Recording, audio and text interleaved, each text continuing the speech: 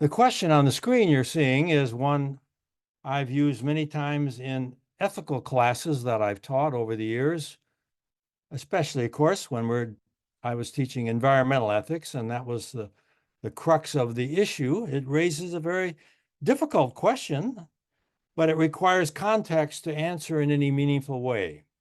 So I'm going to talk about answering this question in the context of being residents of Iowa and its land, and what it was, what it is, and what we should be trying to pass on to future generations. Life on Earth has been evolving on the planet for 4 billion years. Sunlight, water, and soil have enabled microorganisms, plants, and fungi to sustain the varied ecosystems in which wild animals have thrived. After the last ice age ended 10,000 years ago in this part of the planet, the land we know as Iowa evolved as a prairie, with perennial grasses and flowers storing carbon in deep roots, and through photosynthesis providing the oxygen that made animal life possible. The Smithsonian Magazine confirms that as recent as the 19th century, 30 to 60 million buffalo lived sustainably on the plains with Native Americans until settlers and soldiers slaughtered the herds of buffalo to destroy the food supply that Native Americans relied on to survive. Only 200 years later in Iowa now, the land is dominated in a very different way, unsustainably, by concentrated animal feeding operations, raising 25 million hogs, 55 million chickens, and 3 million cattle annually. And now, Ren, if you would show that second slide. Much of the corn and soybeans grown in monocultures is used to feed confined livestock and poultry. But the manure from these CAFOs and the excessive fertilizer spread to try to increase crop yields on the corn and soybeans being grown to feed them runs off, pollutes the Iowa rivers and lakes, and ends up down the Mississippi and the Gulf of Mexico, increasing the expanding dead zone. How are we to respond to harsh facts such as these? I don't see on my screen that slide, but if you can show it, that would be nice.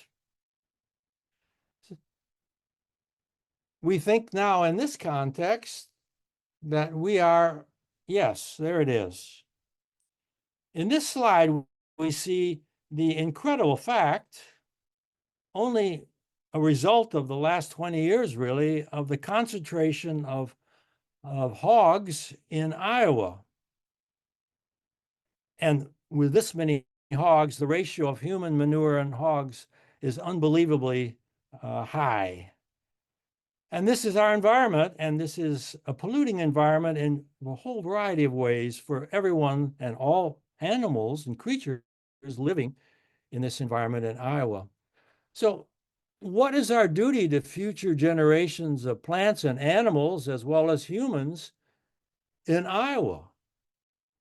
For example, if you agree that if we held a picnic together in a park, that we should pick up afterwards and make sure there's no refuse around or garbage, that the park basically should be left as we found it, so someone else can live in it and enjoy it as we did.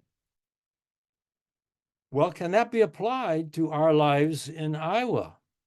Might we agree that Iowans should leave the land in as good a condition as it was before settlers and soldiers forced Native Americans from the land where they had lived sustainably for centuries?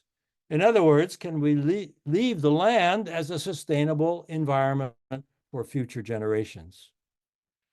The Bible, read by Christians and Jews, includes in Genesis 1, verse 28, the statement attributed to the Creator, "Fill the earth and subdue it." Now, surely this scripture text was never intended to justify depriving millions of people of their source of food in order to take control of the land where they were living so that migrants who left their homelands might occupy and own the fertile soil of what we now call Iowa. Nor does Genesis 1:28 justify the ownership and control of Iowa land today by a handful of corporations known by many as Big Ag, which uses its wealth and influence politically to capture the major benefits of the U.S. Farm Bill that were intended to ensure small farmers against the risks of crop failure due to adverse weather. Today, Big Ag not only owns farmland, but also equipment, seeds, pesticides and fertilizers, animals in CAFOs, slaughterhouses, and food processing plants. Big Ag takes the bulk of the profit from farming and ensures that small farmers earn only a sliver of profit from their farming labor. I mention the Farm Bill because as soon as Congress reconvenes, Farm Bill for the future in the next 5 years will be a prominent issue. And for Iowa, this is a crucial aspect of what happens in the environment. As Congress debates a new 5-year Farm Bill, Big Ag is resisting more funding for small farmers who are eager to invest in regenerative farming that is sustainable. And now, Ren, if you would put up the first slide, which shows the United States chart. The Iowa Farm Union, the Iowa Alliance for Responsible Agriculture, and Farm Action urge Congress to use the Farm Bill to support farming practices that are sustainable, like those endorsed and used by practical farmers of Iowa. Here in this second chart, you see Iowa sits right in the middle of the largest concentration of factory farming, animal livestock farming in the United States.